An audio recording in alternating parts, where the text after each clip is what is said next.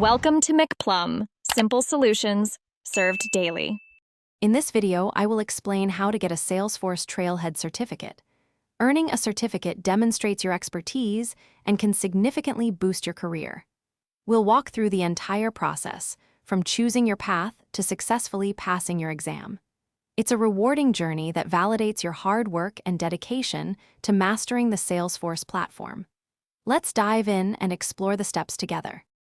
First, it's crucial to select the right certification for you. Salesforce offers many options, such as administrator, developer, or consultant. Think about your professional aspirations and what areas of Salesforce you enjoy most.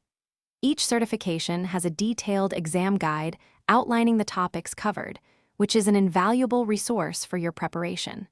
Choosing wisely sets a strong foundation for your success. Once you've chosen your path, effective preparation is key.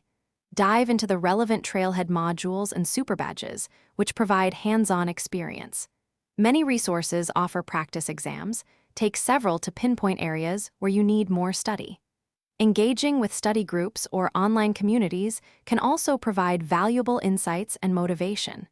Dedicate consistent time to your studies for the best results. Finally, it's time for your exam.